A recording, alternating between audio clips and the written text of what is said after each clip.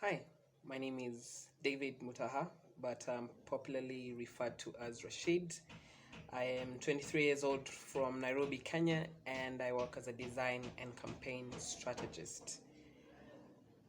I guess I'm here today to talk about my journey or my mental health journey, and really just give a glimpse of my story. Uh, But one thing I do have to say before I continue is that it's not something that you easily get over. I don't think I'm over it. I think every single day I keep rediscovering new things about what I went through and new ways in which I can cope with stress, with anxiety, with fear, um, and it's a journey. There is no defined destination. But there are key milestones that you keep alluding to and celebrating along it.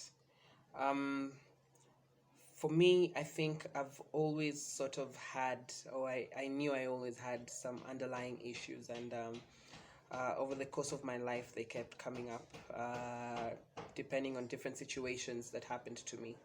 I think the first time that I really felt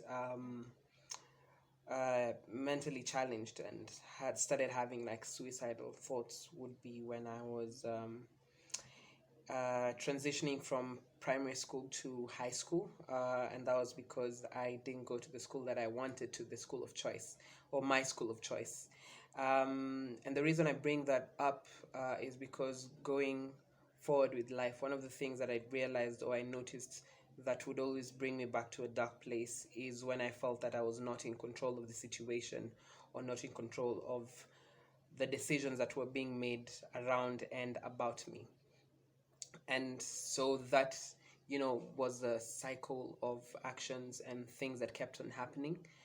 But the first time that I really, really, really went down the drains was, I think, back in 2015, because of something that happened, something very significant in my life that happened.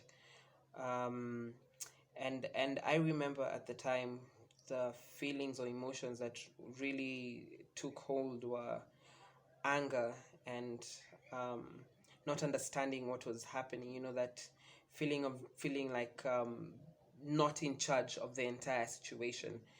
I remember I was very vengeful in a sense, and I wanted to take it out on other people. Uh, but at that time, it wasn't as expressed as much.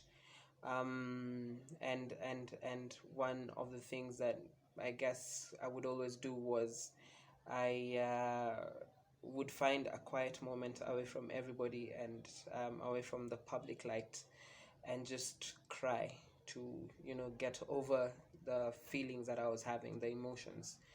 um, I've always been a private person. I've always been somebody who finds solutions for problems that I'm going through by myself. And I guess this is one of the things that have been, a big challenge for me, or a thing that has always pushed me backwards, is because I feel like I always have the answers, which is not always the case. And so in 2015, after going through all the motions, and getting over it, I thought that, I got this. I can handle this. I can do these things on my own. And so when another pretty significant thing happened in my life again, last year, towards the end of 2018 and the beginning of 2019, is when I completely, utterly lost it. And I remember one of the things that would happen is it's not easy looking in the mirror and not recognizing the person that is looking back at you. It's not easy feeling like a stranger in your own body, in your own mind. And I remember for me, it really wasn't easy, just trying to understand the situation and trying to even understand myself. And I don't think in just one clip I can really capture what I went through, what I felt, the anger that was there, the pain, the fear, the anxiety that took a hold of me. but I can say that it was hard.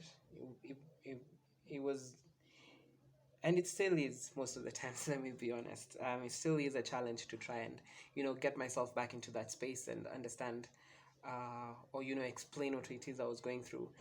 It's still a challenge that sometimes there's some things that will still trigger me, and put me back in that limelight, or in that that kind of environment. If I could just highlight that some of the things that I did while in that dark space was, number one, I really never left my room. I did not have the power to socialize or talk to people. I could not even handle a conversation with anyone, which was very, very surprising even to the people around me, because I'm always seen as the goofball, the fun person, the guy with all of the ideas, and always bringing the fun and energy into the room. So that completely had left me. My personal being I was not myself anymore. And then secondly, just in a bid to sort of find a place in my mind where I could go and not be, I turned to drinking a lot. So I definitely was a heavy drinker. People say drunk at 10 a.m. I was not asleep at 10 a.m. I was still drinking the entire time, and it even affected me as a being, because I couldn't be me without having a pint. I couldn't even talk to people without having a pint, like a sip. So it sort of started defining how I interacted and engaged with other people. But on the other hand, it completely, for me, broke a lot of social relationships that I had, especially even professional relationships. I was inefficient at work. And it's not inefficient because I was going through mental challenges. It's because now I was drinking to overcome that. And the reason I bring that out is because I don't want anybody to ever say that people who have mental health problems cannot be productive at work. I think, that's a fallacy that we all need to beat. I digress. I apologize. But yeah, so I turned to drinking a lot, just to sort of try and forget my problems. And clearly, it wasn't a coping mechanism that worked at all. And I remember so many times I would try to, like change. I would feel like this has gone on for way too damn long. I need to recover. I need to get back on my feet. But what was challenging was that, there were some things that would be the triggers for me to get back into that dark space. And it didn't take a lot. It would be 2-3 days I've said, you know what, I'm changing, I'm a better person, and then something happens and I'm triggered back into that entire space. And then when I get back into that and that space, it becomes another cycle where I start blaming myself because I feel I'm not sufficient enough to even work on my own personal well-being, you get? So it just became a cycle of trying to recover and find a foothold in my life, and then trying to, starting that whole recovery journey, and then something triggers me back to that space and drinking again, and then now blaming myself for doing this, and then back again to starting to try and recover. So it was a very interesting but not so interesting cycle of events that just, kept going on and on and on and on. And for me, what was the defining moment, I would say, is one day when a friend of mine, a very dear friend of mine, and I always take the chance to just hit her up and say thank you so much, because, this is what changed, or was the first step in changing my life. She sent me a link to a podcast. And this podcast focuses on men.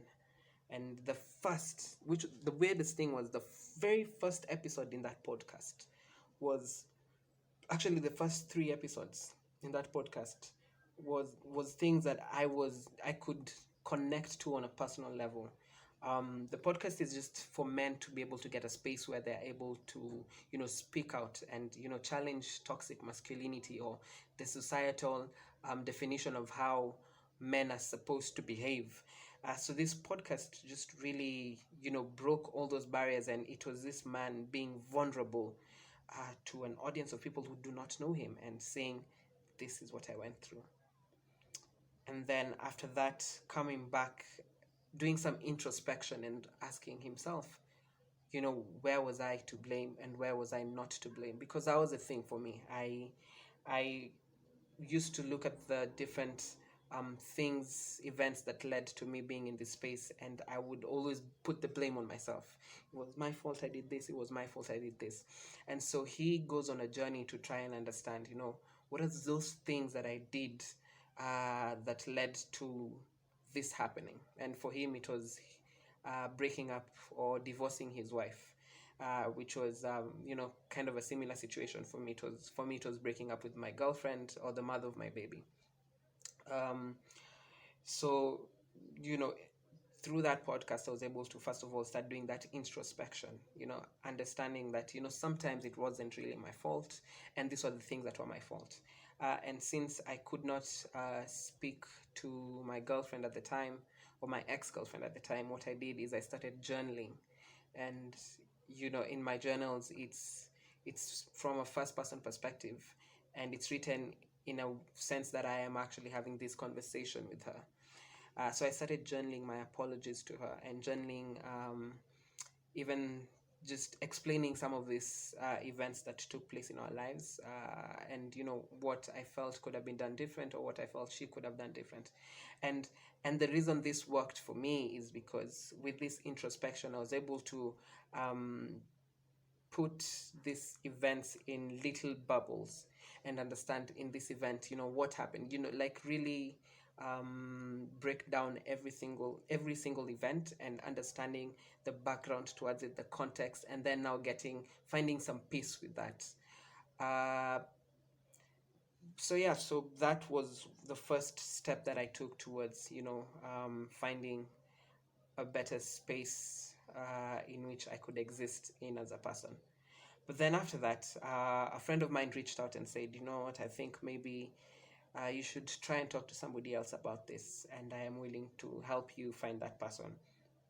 Although I did not take that angle of the friend, I did realize that I needed, to understand myself from somebody else's perspective. So I sought out help, therapy, which was not easy at all. I remember one time when I asked my folks, could you guys, support me to have some therapy sessions? Again, may come from an African family. These parents of mine were like, "Hey, what are these? Are you mad? Mad people are the only ones who need to see someone." So it was really not hard to try and get my parents to understand, and it still isn't. I think at the end of the day, I had to do it myself.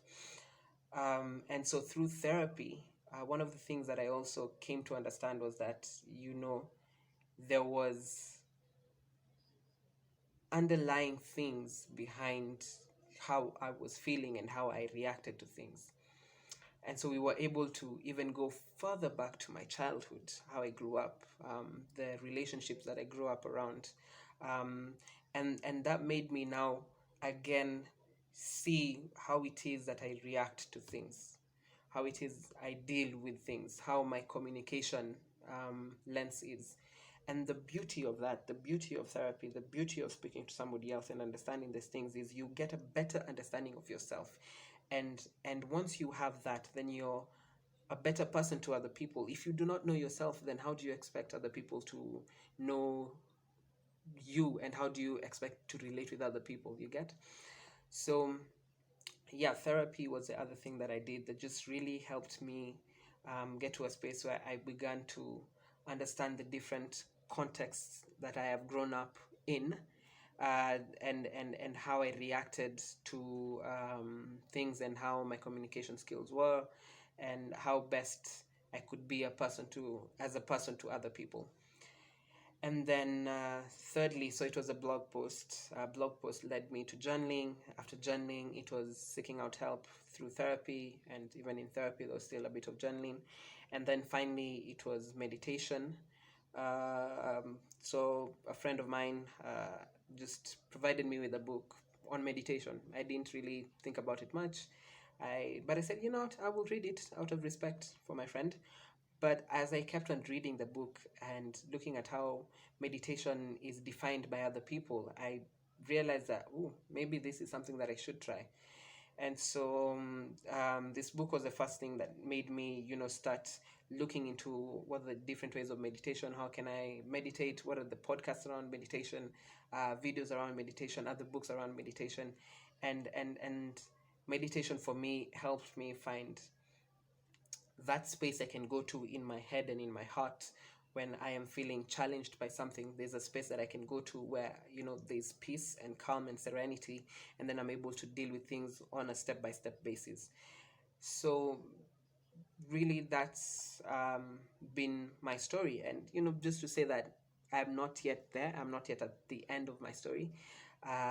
There's still things that will always challenge my sanity in different ways. But, you know, now I am better equipped to deal with them. I think now I am better equipped to put myself in a space where, in a safe space where I can, just slowly deal with these different things that, arise and try to challenge me.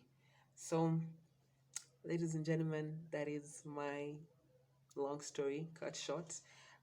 And again, I really just hope it is able to speak to someone, and I hope that, really, for somebody out there who is going through something, never to say that you're not alone, but you really are not alone. And don't be afraid to seek out help. Don't be afraid to speak. Don't be afraid to be vulnerable around people who make you feel safe. And yeah, and again, a parting shot for men, really, especially young men, this generation that we're growing in. I think we need to be able to challenge what society has defined is the space in which men exist, and we need to really challenge that and build new societal understanding of what it is to be a man, so that we can, get to a place where men are vulnerable, can speak, and, able to understand what it is that makes them tick, because hurt people, and we don't want that generational cycle of young men or men basically just being robots in their own lives. Yes, thank you very much, and cheers.